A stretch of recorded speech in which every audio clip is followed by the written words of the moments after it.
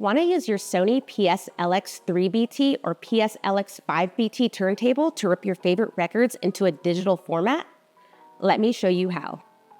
To get started, you'll need a USB cable, USB Type-B to USB Type-A or Type-C, depending on your computer. This is the same type of cable commonly used to connect a printer. You'll also need audio recording software on your PC or Mac. I'll be using Audacity, which is a free application that works well for this, but Sony does not endorse or support it. Step 1. Connect the turntable. First, locate the USB Type-B port on the back of your Sony turntable and plug in the cable. Then connect the other end to an available USB port on your computer. Now turn on the turntable. Your computer should recognize it as an audio input device, usually listed as USB audio codec. Step 2. Set up your recording software. Launch your recording software and create a new project or file. It's a good idea to name the file after the record you're ripping just to stay organized. I'll call this one Test.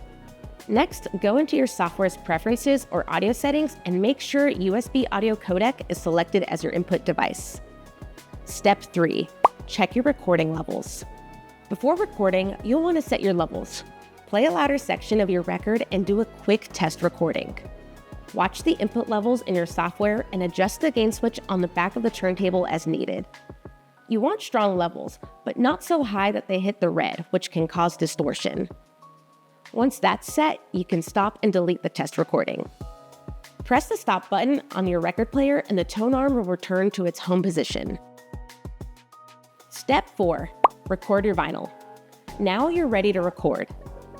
Create a new file, hit record in your software, and press play on your turntable.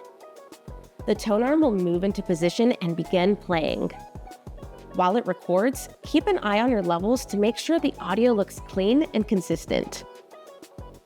Step 5. Finish and export.